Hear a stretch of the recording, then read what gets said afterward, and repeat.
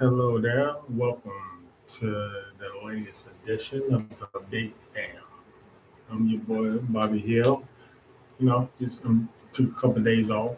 Had to deal with Easter. Had a lot of things going on. With family. I spent time with my lovely wife. Get that quality time together. Get my thoughts together. You know, Being able to come here with y'all and be able to speak clearly and be able to articulate what I want. Sometimes take some stepping back a little bit, just get your thoughts together, making sure that what you're doing is the right thing, and making sure that you're like invested in what you do. No matter who, no matter if I have a million viewers or just one viewer, it don't matter. I'm still going to act the same. I'm gonna be the same. I'm gonna come up here, and just do what I intended to do. What I started off to do, and this is what I'm doing. You know, I like that. So I spent time with my lovely wife this weekend. They when we just hung out a little bit. I ain't do too much. Didn't go anywhere because we went somewhere like a couple weekends ago. Went down to the valley. So we didn't. We pretty much hung out around the house. Went to the gym. It's one thing I'm trying to get back into. I am getting back into. And I got my wife into it. She's working out hard. We work out together. It's good to have a workout partner. She's my very first workout partner, and she's dedicated. It's like I'm dedicated. Went in there, just went there a little bit trying to, not trying to, I can't recapture what I had back in high school. I'm not going to be like that, but I'm still trying to, you know, put a little pressure on my body, put a little stress on it. I'm not out here trying to bench 500 pounds or squat 700 pounds. I'm not out here trying to be the great Ronnie Coleman or not like that. I'm just out here trying to, basically, as simple as I heard, earlier in life. I just want to look. I just want to look in the mirror and like what I'm looking at. That's all my motivation. Like I said, try staying healthy. Keep my heart healthy, keep my lungs going. Keep kidneys and everything. Like I said, I know your body breaks down the moment you're born. Your body breaks down. Your body's constantly breaking down. So it's trying to stave it off as long as I can. You know, to work out. I wish I'd have had this concept. I wish I'd have been this dedicated when I was younger, but it happens. You know, maybe if different circumstances, maybe I would have been, but you can only play the hand that you dealt. You can only, play the cards that you dealt. And a lot of us from, our hometown feel like we were played, some bad cards. You know, we were playing spades. A lot of us didn't even get a handful of low spades. We got a handful of clubs, a handful of hearts, with one three of spades. To all my spades players, you know what that hand is like. I feel like that's what our hand was growing up in Clinton. We didn't have we had a lot of, have a, like, I ain't gonna brag on myself, but I feel like I was a decent athlete. And I feel like in Clinton, there was a lot of decent athletes.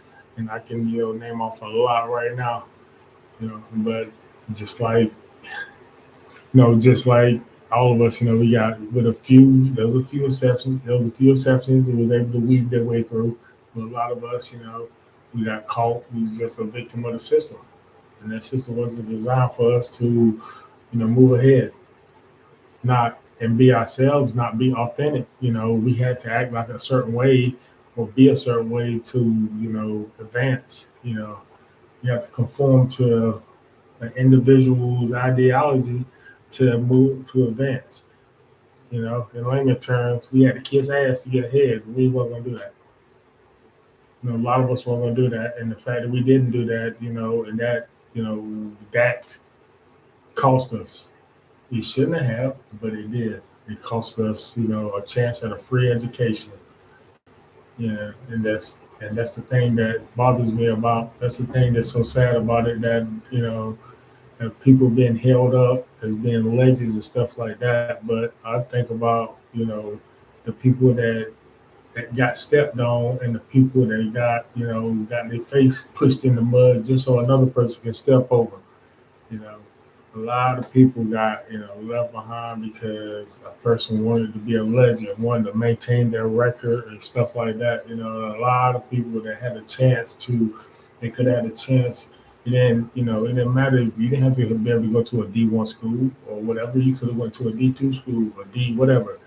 It was a chance at a free education, and I felt like that was the last priority of the authority figures for us as growing up as athletes, that we did not have people that were looking for us.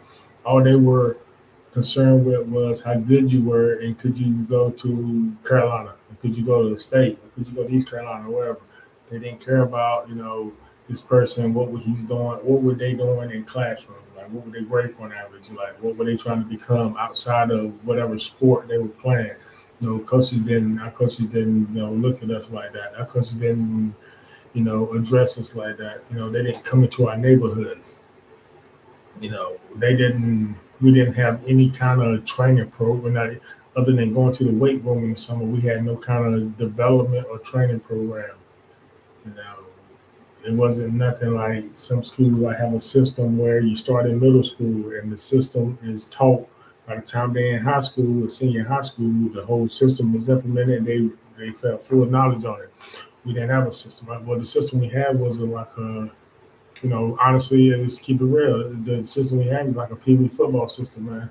I mean, we had players on our team that were honor students. They had players on our team that was taking calculus, advanced math, trigonometry, chemistry, science. We had players on our team that was doing that and go to practice. We had to run a damn wham right. It was like an insult to your damn intelligence. No number in that. And no number. I mean, the number system for you number the backs and whatever, 2, 3, 4, stuff like that. But as far as a complex offensive system, no. We ran the 1960 Oklahoma 3 backs, you know. So if you were a running back or whatever, and you did, fortunately go to college and stuff, and you wanted to play running back, you were behind.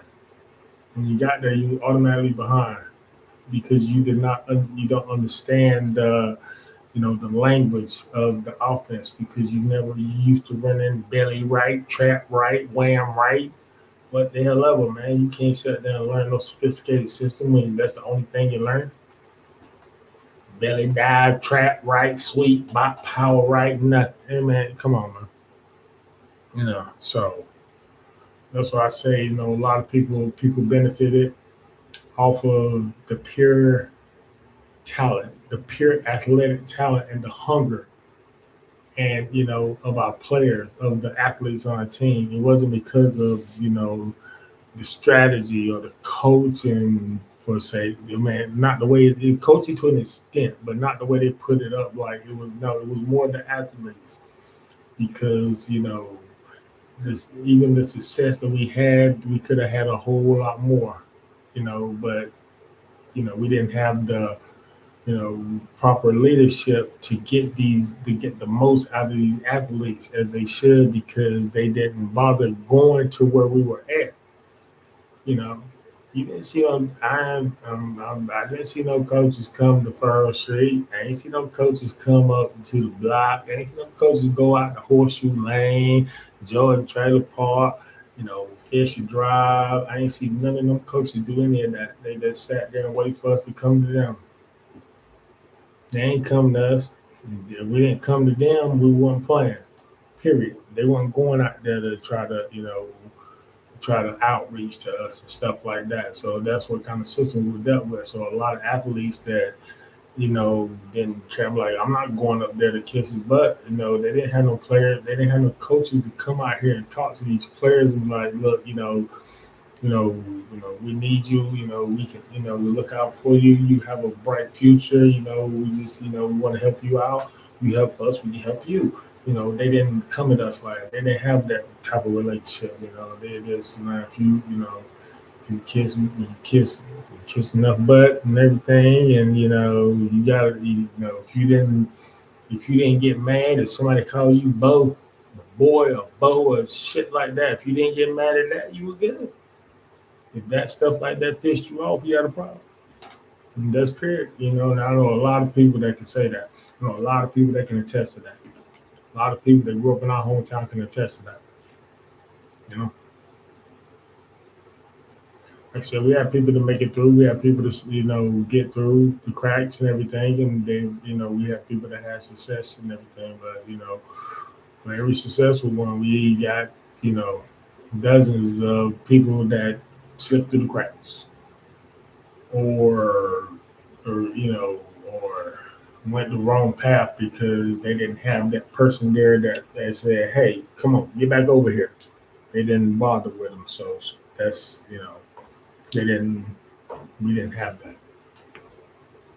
So like I said, the hand we were dealt, a bunch of clubs and a thrill spade, and no damn face cars, so you couldn't do nothing. Can't cut nothing. Can't wear no suit. Can't do nothing. So that's what we were. That's what we had.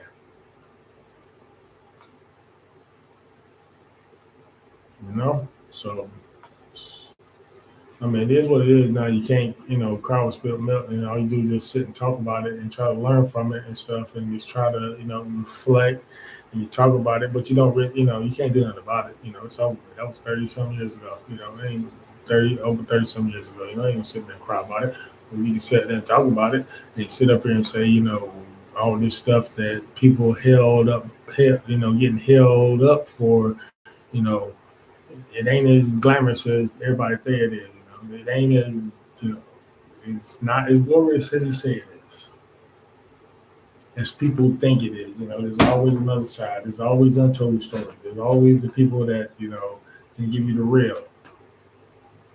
You know, not the sanitized version.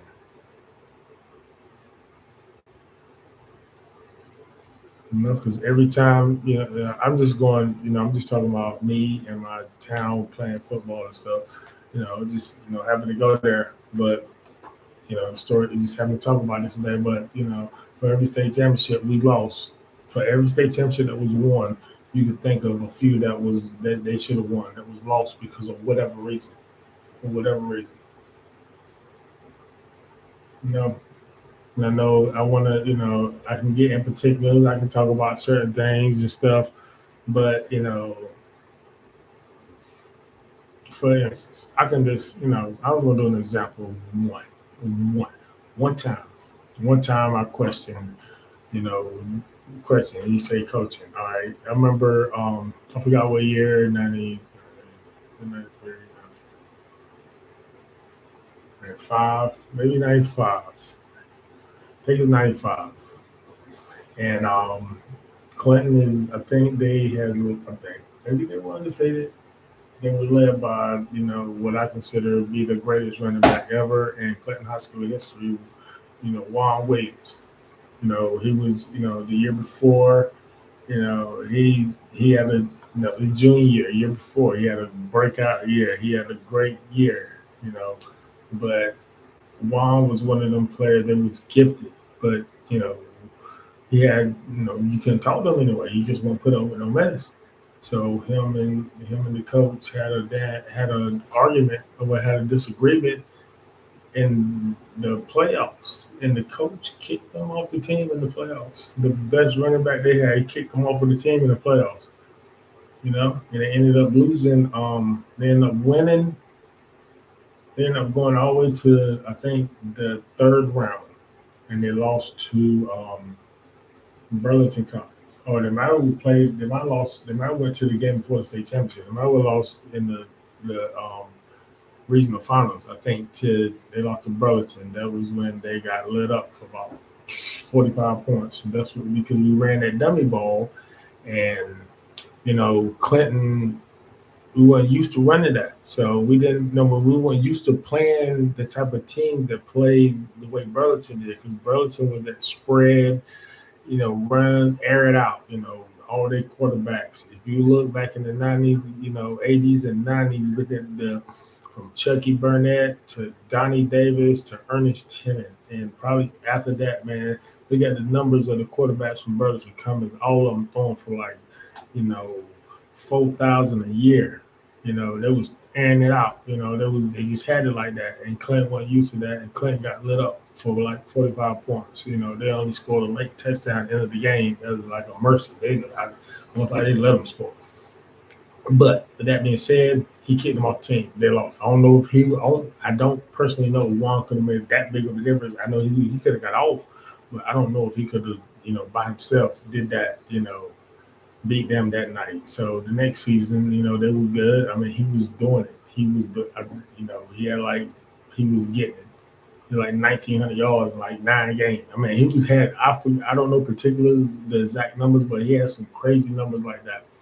I know his last 3 games, he had over 250 yards in all 3 games. Cause I saw him with my own eyes. But here's the thing: the last game, I think it was the second round of the playoffs where I forgot the team, but he had a game. He had like 250 yards. He had a few touchdowns. But here's the thing: you know, he scored. They scored the game-winning touchdown. He scored the game-winning touchdown. And then the next play on the 2-point, he needed a 2-point conversion to take the lead. So he ran the 2-point conversion, and he got hurt on that play. So they were already winning. So Clinton got, the other team, got the ball back, and they, had a turnover. I don't know if it was the first play or a few plays later, they had a turnover, and Clinton got the ball back. And it probably was about 2 minutes left, maybe a minute and a half left, whatever. Instead of Coach Lewis, trying just using any of the other running backs and stuff, seeing that your star, your quote unquote dark horse, your horse, your man, the cowbell they call it. He was, he had gotten hurt on the play before. And what you do the next play when they got the ball back, when you didn't have to run the ball, when you didn't have to do that, you could have used any of these running backs, or you could have just gave the ball to the fullback and ran the clock out, or whatever. But you put Juan back in the game and you ran him right. You didn't even use him. You could have used him as a decoy, but you gave him the ball right after he got hurt in the play before. And what happened? He broke his foot. And I always felt like that was one of the worst coaching decisions I ever seen. Period. And nobody ever tell me anything different because I saw that with my eyes. And I saw what happened to the game after that when they played Wallace, and they just took the air out of them. They lost a game to a team that they beat previously at their place. When Juan had 178 yards, and like 3 or 4 touchdowns on them. And he broke his foot and just took the air out of the team, and they lost. And a Wallace team ended up winning the state championship. So I always felt like Wallace got the state championship that was Clinton's in '95.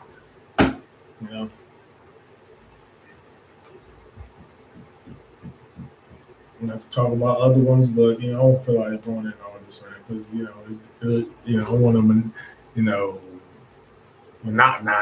talk about the whole thing be about Clinton High School football, because everybody don't know about Clinton High School football. So this will only hit to a certain view. But I'm just saying, every story, I'm pretty sure there's Clinton High School football stories like that all over the country, where players felt like the coaches didn't care about them, or the coaches didn't, as long as they were playing, as long as they want to feel playing, the coaches like showed some sort of interest. But beyond that, it wasn't, unless you came to them. They're not coming out here trying to outreach to you or whatever. They're not trying to, a lot of your players are on a certain side of town. Not once did you come up here and talk to us or come up and find out like what makes us tick, what inspires us, what makes us mad, what makes us perform at a high level. You can learn all that just by going out outreaching to the young man, but you chose not to do that. So that's the result. But they didn't care as long as they were winning, as long as they were winning champions, as long as they won a few championships, as long as they were winning games and stuff, and filling the stadium. They don't care about it. They don't care about the players afterward. They don't care about what happened to them after they play and all that. They don't, whatever, unless they're doing something to make them look good. They in college, they're in college on television, or they make it to the NFL. They all, oh, rah, rah, oh my God, he's a hero and everything. But, as soon as something go wrong, or as soon as something, they fall off or something, as soon as they fall off. You don't hear nothing about them. You don't hear nothing from them. And that's how it is. You know? And you created this scenario where there's a town full of players that are frustrated because they had a chance to get out. They had a chance, but it felt like they were shortchanged. Like I said, there wasn't nobody there. There wasn't no leadership there. And that goes to the coaching and it goes to our own community, man. Because we didn't. That's I always said, like I said in a previous show that I felt like our leadership, our black leadership, and our black communities failed us, man. We didn't have anybody to look to express concerns or something. Let's say you had a concern that maybe your parents didn't understand or didn't have time for it. You wanted to go talk to somebody else, maybe about how you was feeling about what was going on in the community or what was going on in whatever. We had nobody we had to run to. So we talked to our boys or we talked to whatever. We didn't have, the leadership. I had to I had to talk to dead man. If I had to go talk to somebody about what was, if I couldn't talk about, I could talk to cats like dead man, stuff like that. I love dead man. He's cool, but I'm just saying, we had a lot of, people that were, educated and everything, but they chose to sit in the sidelines or get theirs and not bother with us. You know, I don't know why. I don't know why they chose not to, but that's whatever. You know. So, and you see the results of what's happening. I feel like we certain the community sort of fractured. Not so like marriage. It just like there's no like there's, don't feel like community anymore. You know, so it takes a village to raise. It didn't. We don't have that village no more. I don't think so. We got each individual village at everybody's house. Of each individual village. There's no collective anymore because everybody, just keep to themselves. As long as you stay out of my business, I stay out of your business. And that's unfortunately that's how because of things that happened prior. That's where we at now. I wish it wasn't like that, but that's that's why I'm up here trying to talk. Trying to just talk about stuff, man. Start a dialogue, man, where people can start talking about getting things out in the open, man. So everybody just talking amongst themselves, man. We can bring things out in the open and talk about it, man. 'Cause that's I think that's part of the problem that we don't talk about it. We don't express the stuff. We say it amongst ourselves or amongst our kitchen tables, but we don't take it beyond that. We want to see things change. We want to see people's minds change, attitudes change, man. We got to, be able to, express it. Express it. You got to express it. Like I said, I just, I hate the fact that a lot of us, got, like I said, a lot of us men, especially a lot of us black men got, in our town got shortchanged, Like I said, it took a long time. I remember when the organization started, the BMO, Black Men's Organization and stuff. And that didn't happen until I was in high school.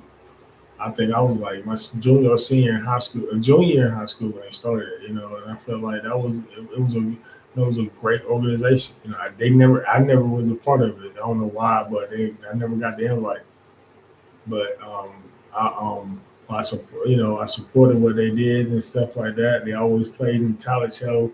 I know everybody was in it. It was in the talent show. They always one year they sung Jodeci Come and Talk to Me the remix, and next year they sung Knocking the Boots. That was my years in school, but like I said, it was a great organization, man. They were dedicated to the advancement of black men and stuff like that. And it's a shame it took a group like that. My senior year in high school, that we went through all those years. I went through 17 years and didn't have anything like that growing up. We had never had any kind of example of black men striving for excellence growing up. We never had any of that. You know, like I said, talked to my man Ann about this before.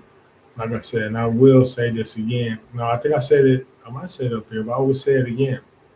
I can only talk about like in my community. I grew up in Phil Street. Is I think it was South Side, South Clinton.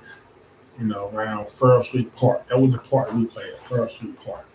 And we had all the neighborhoods around there. We got a lot of peeps around there, a lot of friends around there, a lot of brothers around there. Grew up together, we fought together.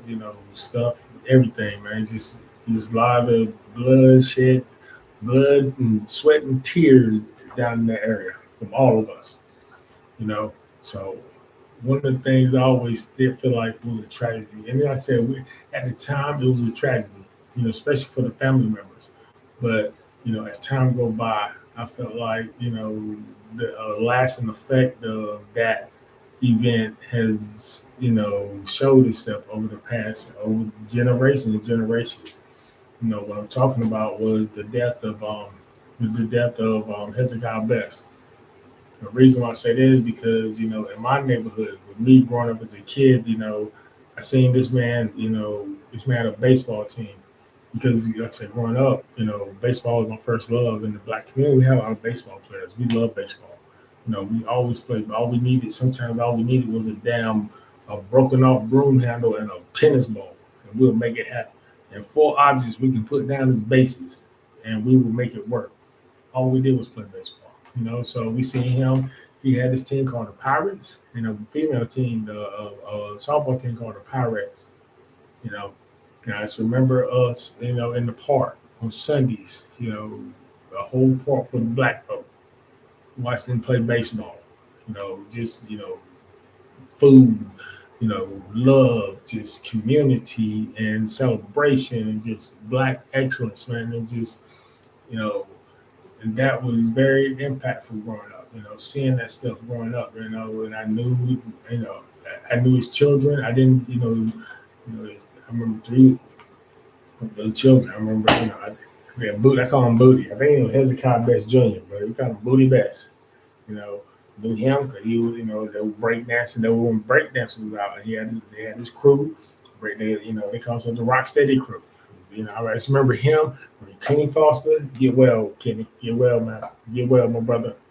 I think Eric Best, Jason McDougal, and I forgot everybody else, because I was young. I just remember them. Like I said, they had everything, slowly like introduced, the community to hip hop, very, very, inspiring figure. So like like a leader in our community and stuff like that, man. And like I said, I don't go into, I don't know that I'm going to details and none of that. I don't know that. I'm not getting all that. I was talking about, the events that happened. His life was tragically taken away. And after that, that was gone. I mean, that aspect was gone. Like, there wasn't nobody else that wanted to take up the mantle or try to, bring that sense of community back. So we suffered. That man could have inspired us to have an AAU team for baseball, maybe like a Legion team for baseball or AAU team for basketball, seeing all these athletes that came up playing basketball.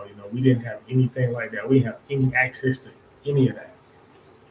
No, we had a lot of basketball players, and we didn't play in the parks and stuff. We didn't, there was no AAU, there was no outlet or whatever, And if you didn't play for the school, that was your only access. So if you wanted to play, let's say if you didn't like the coach, and you didn't play school basketball, if you wanted to play, that was your only outlet.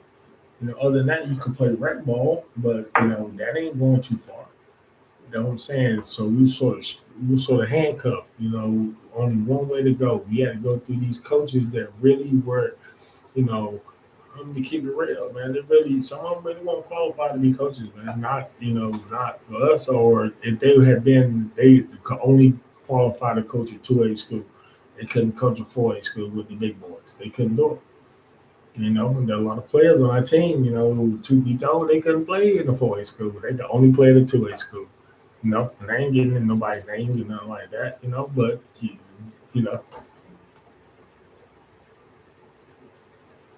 some of them could.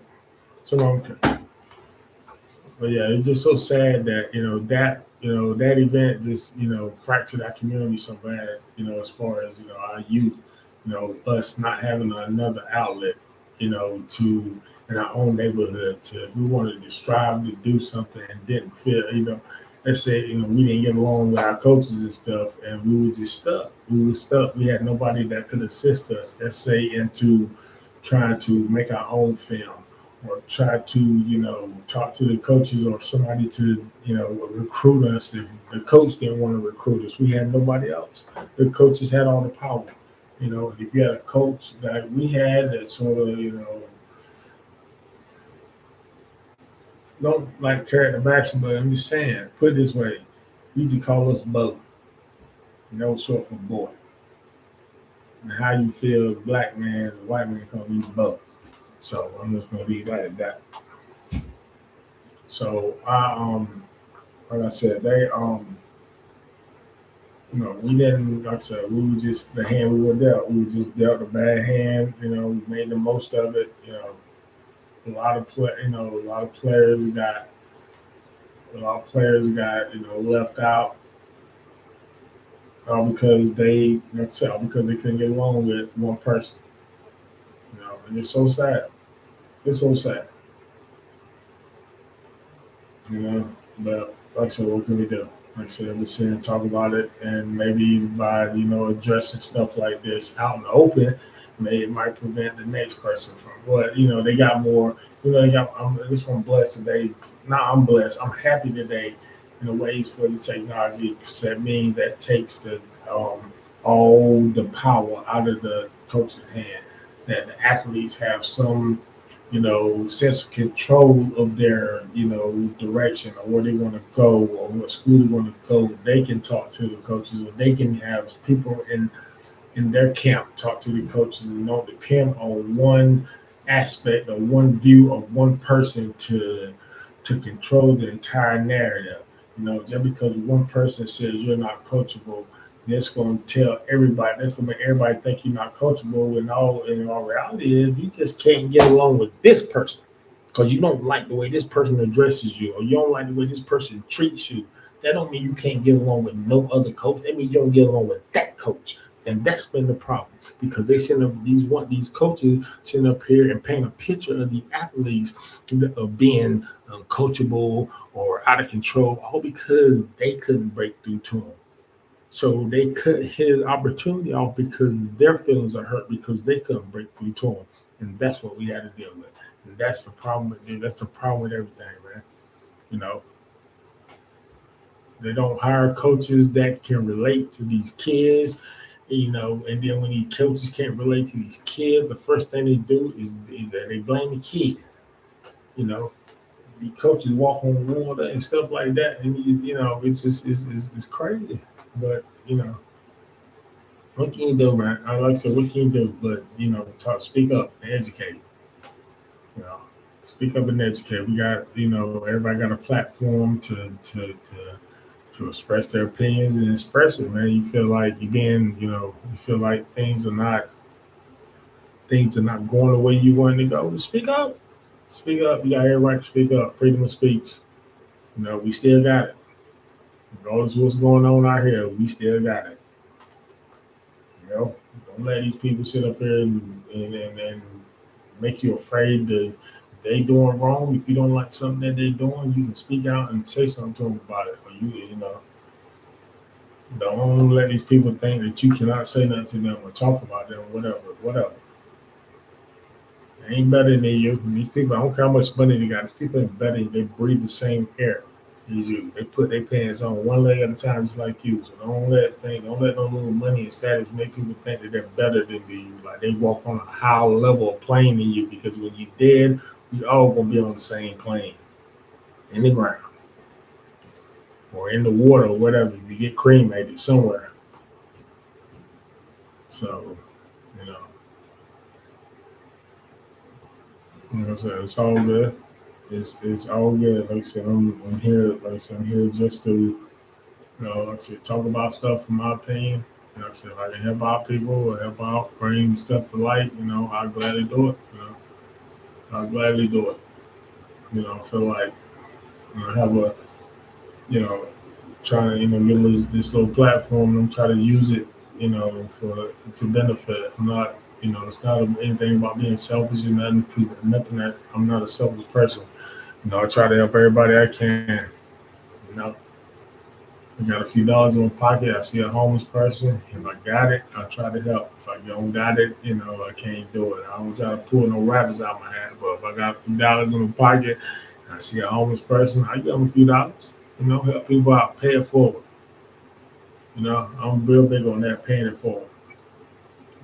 Try to help people. Try to give advice to people. Try to be just a friendly person. Try to help people out here in San Antonio whenever I can. Because people fall on bad luck, whatever, things happen. I just want to help them. Whatever they do, choose to do with, whatever. I get like $2. Whatever they choose to do with that $2, that's on them. In my heart, I'm giving. I'm giving. And to me, that the giving like that is the same as giving to a building, to a preacher, to a pastor, to a pastor reunion fund, to a pastor's Bentley fund, I don't know, whatever. Don't get me talking about that. I don't even want to get there right now. But like I said, just like like to pay it forward, like to give, like to help people out. So that's part of the reason why I'm doing this. Just to help. Something I went through in my life and something I learned. Some lesson I learned, some bit of knowledge that I learned. If it can help somebody get through get through a situation, or get through the day, or get through the moment, if it can help, I'm glad to help. Always glad to help. Always. You know.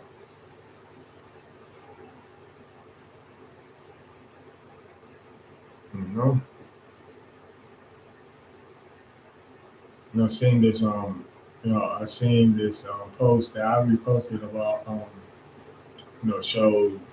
See, I'm a Tar Heel fan. I always been a Tar Heel fan. It shows '93.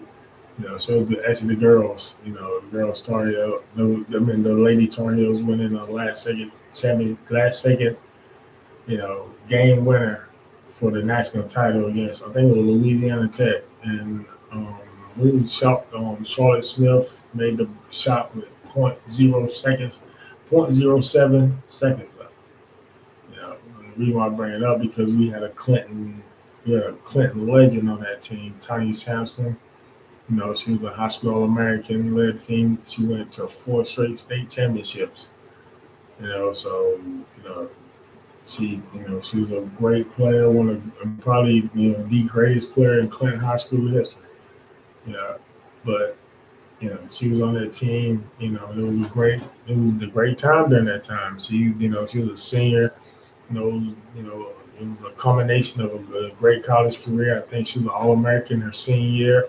In Carolina, and they won a title, and it was good. And I'm glad. We had a few. We have had a lot of. We had a little bit of success in basketball from Clinton. Not as we had a lot of women's success. We had a few women that go to college. From Clinton. For my lifetime, start off with Tanya Sampson back in the '80s. Tanya Sampson. Then as soon as Tanya Sampson left, Danielle Parker came. Dan Parker, Tanya Sampson was nice. She was nice. I think she was like an all regional player, maybe all state. I think she was nice. She went to Campbell University, on a full scholarship, and she did her thing. I remember her when I was little. I always looked at her. She was very nice. Then after Tanya left, there was another basketball player named Danielle Parker. She was my next door neighbor. Not next door, it was a house between us, but she was my neighbor. She was a first team All American. That was, imagine how crazy that was, having a high school first team All American live like one house down from me. And she came in. I think she had broke the record for most points as a freshman, most points as a sophomore, most points as a junior. And she went to 3 straight state championships. She won the last one. She led when she graduated, she led the state all-time points. I think she had like 3,225 points, something like that. But she had, in 4 years, she was a high school All-American. She was the state player of the year in North Carolina her senior year. She, top, she won, like I said, she finally won her senior year. They went 27-0, and she put a cherry on top of her high school career with a state championship, an MVP, state player of the year, everything. And then right behind her, a year later, was Tanya Sampson. So they played together for 3 years. So like I said, Tanya went to four straight state championships, and she, like I said, the first 2 years they lost the Bandies, and then they won the next 2 years. And Tanya was there. She won two straight. In her senior year, she led them to a state championship. And then she was, like I said, All American, State Player of the Year. Ditto, like the same thing mentioned before, but except she didn't have all the points that Danielle had, but she had a lot of rebounds. I think she might have had a state record in rebounds by the time when she graduated. I could be wrong, but I think she did. Then after that, they had the other girls. They were, they went to. Daniel Parker. Rewind back a little bit. Daniel Parker went to NC State. She had a stellar career at NC State as a point guard. She graduated. She did a career. She got a lovely career doing her thing. Same thing with Tanya. Like I said, Tanya Sampson. She went to Carolina. They won a national title. She's an All-American. Graduate. I think they might have went overseas. I don't think she played in WNBA. She got a career now. Living life out. In her 50s. They had another player that was Felicia Autry. She was great because she was a year under me, and I seen her. She was putting up numbers. She was having like 20 points and 20 rebounds. She was putting up Shaq numbers in high school. And then after a while, it was a little lull and everything, and then one of my old friends, his daughter Michaela Borky came up. She put up, she was putting up video game numbers coming up. She got to high school. We had her freshman year, and she has two unfortunate knee injuries, and she didn't give up. She came back her senior year, led their team to a state championship, and I think there was a game where she dropped like 61 points. So she did her thing. She did her thing, All American. She went to Duke. And then she ended up transferring to Charlotte University. Unfortunately, injuries derailed her career. I feel like she had a promising career, could have been to the WNBA, but there's always a wild card. The injuries can derail everybody. We all got stories of people who they know or what happened to them themselves. A knee injury, an ankle injury, or whatever. Some always derails it. Some can always derail it. So, that was unfortunate, but still, she got her education. She's out here, doing her thing out here in the world. So, yeah, we've had a lot of success in girls, but as men basketball, not so much. Not because we don't have great players, but there have been a lot of great players that lived in the city limits of Clinton, North Carolina. But our basketball record don't show that, because we have not, had any kind of success. The most success we had, I think, when my nephew played, and they was one game away from the state championship, and they played against Reggie Bullock in Kinston High School, and they competed. They did what they could, but that team was just, they had an All-American on their team, so, and that team was just on another level. And Clint was just an underdog trying, and they were, my classmate Brad Spell was coaching. Like I said, my nephew Quentin Hill was on the team. So they had they put forth a valiant effort, but they just fell short to a superior team, and that's like the most success we had at Clint High School boys basketball. We've had great teams. Oh my God, we have great teams. We have great players on great teams, but like I said, the coaching has always left, one to wonder, like how successful would this team have been if the coach would have did things to maximize the talent of the teams that he had. We never, our coach never did anything to maximize our talent. Another, reason being, because just like the other person I spoke of, this coach didn't never go into our neighborhoods. We played at the parks. We were outside playing all the time. All your players out here playing, and never came by to see. Okay, this he could be my point guard. He good at this. This guy's good at this. This guy's good. No, it was never like that. We never had, like I said, we never had any developmental program. We never had any mentorship program or nothing. We never had anything. So you didn't kiss the right ass. They gave you a pass, and it's sad to say. It's sad. It's just sad. And like I said, as a result of that, there are a lot of people that just didn't bother to even look at the opportunity because they knew they defeated before they even started because it always felt like the coach. It was always politics, and the coach already had who he wanted already before they even had trials. So they always felt like that they were just doing this for nothing. That the coach wasn't going to pick them, even though the person could have been better than half the players on the team.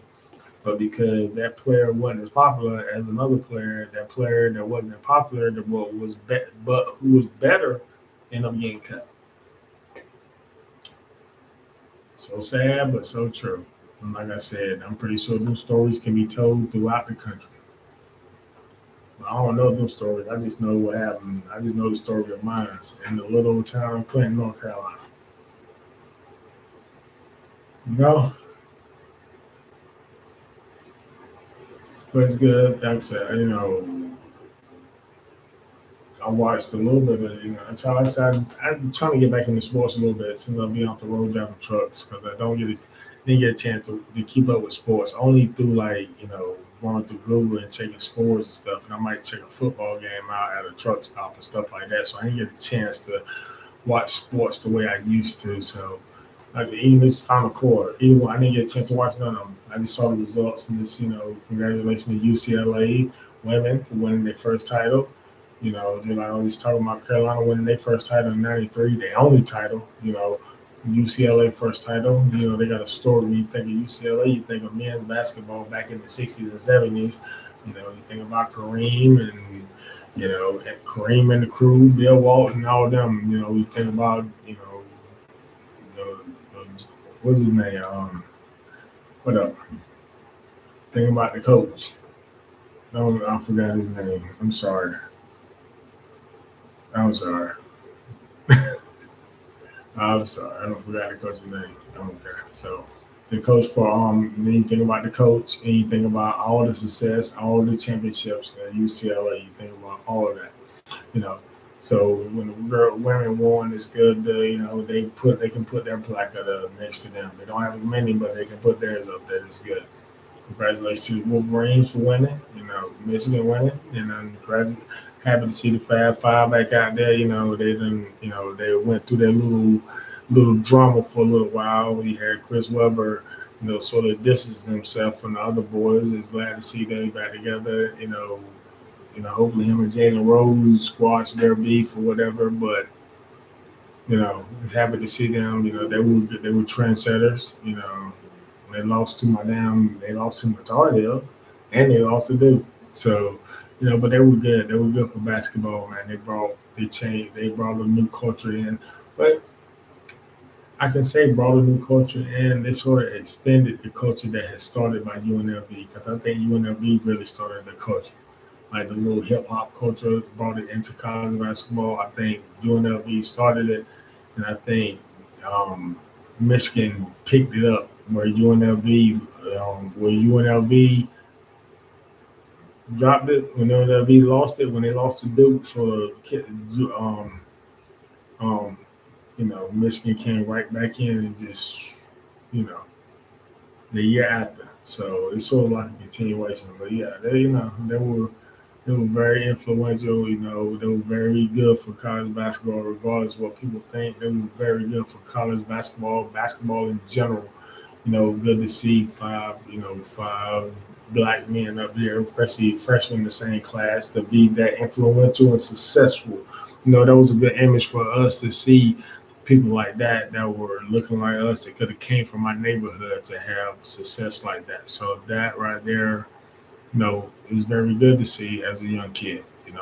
So it's me growing up, me now being in my 50s and seeing them, it's good to see them back together and seeing that they have mended, whatever was bothering them because they don't need to be like that, man. They brothers, man. They brothers. We all brothers. Like Pac said, we black. We all family. You know?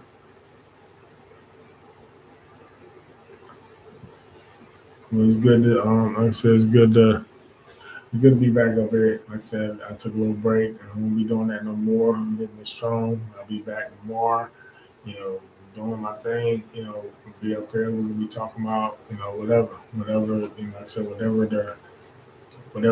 the wind carries us. I'm in a sailboat out here in the middle of the ocean. This is wherever the wind carries me. That's what we're going to talk about, you know, nothing, we talk about whatever. I feel like I'm well rounded. I think I'm, highly educated. People, especially people in politics, they sit up there and say, if you are not a career pundit or in media, whatever, like political media, people will tell you when you try to speak politics, stick to politics. Or stick to whatever. Stick to basketball. Shut up and dribble. Don't bring politics and stuff. Man, whatever. I've been dealing with politics. I was 5 years old. I've been watching news. I've been reading. I've been studying. I pay attention to everything. I keep up with current events and everything. I've been dealing with politics. I was 5 years old, so I'm well versed in politics. So I know the ins and outs of you know, the particular ins and outs of the U.S. Congress and Senate and all that. I never worked there, so I don't know, what they do in their free time, whatever. But I know the function of them because I studied. But I paid attention in social studies and civics class. I paid attention to that. You know, I understand what the function of our government and everything is. So I'm very versed about that. You know, and I know what a good leader looks like and what a terrible leader looks like. Right now we got a terrible leader. I don't care what anybody says. You imagine what you want. I don't give a damn. We got a terrible leader. You know, growing up, I always felt like the president or the head of something, should be one of the most smartest people around. They don't have to be the smartest person, but damn it, you got to be in the damn top 10, not in the bottom damn two. Jesus Christ.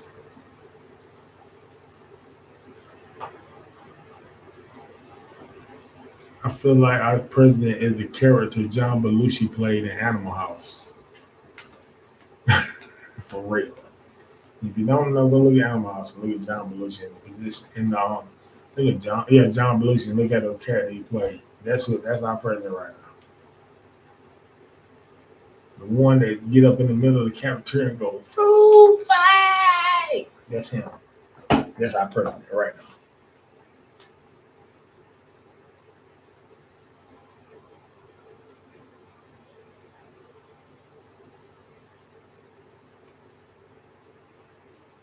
I feel like our president is Fredo Corleone.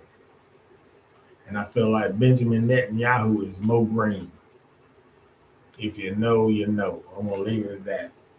Our president is Fredo Corleone. And Benjamin Netanyahu is Mo Green. That's exactly how we get ran right now. Exactly.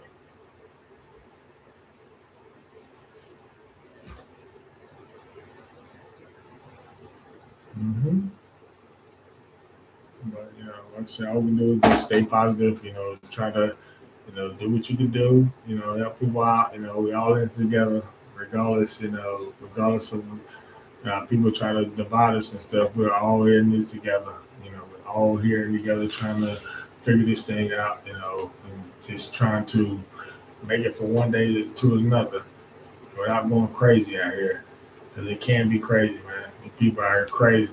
But there's a lot of love out here. Don't get me wrong. It ain't all gloom and doom, man. There's love out here, but there's some crazy people out here too.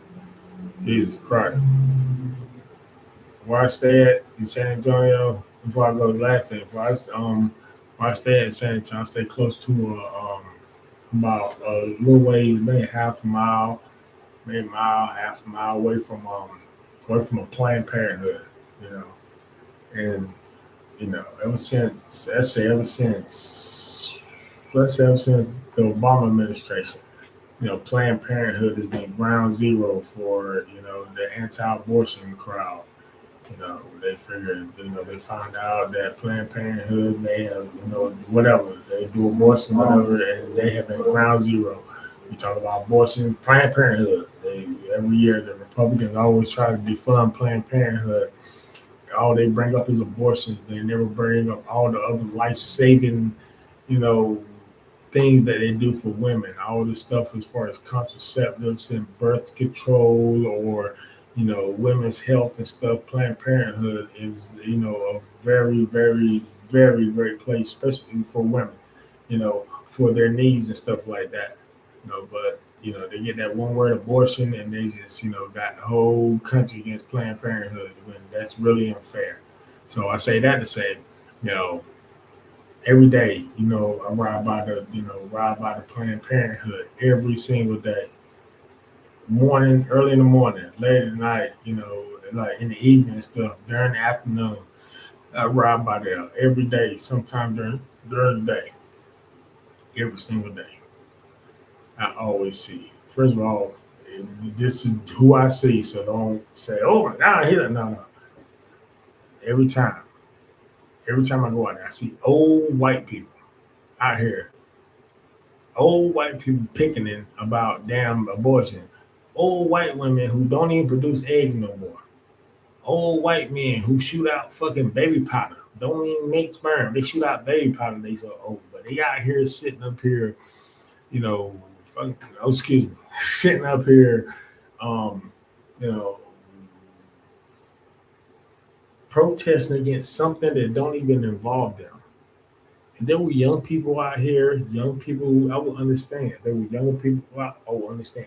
These are old people. There's probably, a couple years from now, might not even be here, but they still up here every day, out here with their signs. But they have chairs, signs, they have coolers, drinks, and they out here every single day. I watch it every single day. And I think that is some of the most idiotic stuff I've ever seen. First of all, I'm not a person. I'm not gonna sit up and say I'm against it or for it. I'm not gonna say that. All I'll say is a man. I don't have the right to tell a woman what to do with her body. And as a man, you shouldn't. You don't have the right to tell a woman to do it. You don't have the right to tell a woman what to do with her body. You know why? Because you want a woman to have the right to tell you what to do with yours. You know what I'm saying? So, I'm not saying one way or the other. I'm saying us as men, we don't have the right to tell a woman what to do with her body. She the one that has to live with that. She the one that has to experience all of that, being pregnant and everything. She has to experience that. We don't. We can give advice, we can give our opinion, but as far as that, we don't need this. We don't. I feel like it's very stupid. That's old white men trying to tell young women what to do with their bodies. I feel like that is the most idiotic, ironic stuff, in this country, man. It's like you got old people. That's one of the problems with this country. You got too many of these old people making laws for young people. You know, you got people that's in Congress that, damn it, they was in when they were born. It was still segregation out here. And you got here them trying to make laws for a 20-year-old. You know, that's what I'm saying. You gotta get these old people out of here, man. Get some young people in here. Get some young people, young minds, some young attitudes, get some young energy in here. Get these old people out here that don't want to do nothing. All they want to do is sit back here and do insider trading, make their money, and sit and don't care. Don't care. Cut money, cut, collect, and leave the rest for everybody else to clean up. That's all these politicians want to do. And all these old politicians, man, get these people up out of here, man. These people up out of here, man. Send them in the rest home. Go play golf. Get out of here. You don't need to be making laws. Your damn brain is 50% functional anyway. You sitting up here trying to make laws. You barely, damn it, know what kind of shoes you got on in the morning. They had Mitch McConnell up here looking like he had a stroke. Somebody asked him a question. He like, come on, man. Just sitting there smiling, looking dumb, man. Get these people out of here, man. They done made enough money off American people. Let them go live their life and bring some new people in here that's gonna make some laws that's gonna help these people out and stop helping these billionaires out, man. We got to stop doing that. But we'll see. Like I said, we'll be here. We'll be here tomorrow. Be here tomorrow. Hope y'all be here with me. You can sit up here, we can chat it up, and we're gonna talk about, whatever. Y'all take it easy. I love y'all. Be safe. See you tomorrow. One love.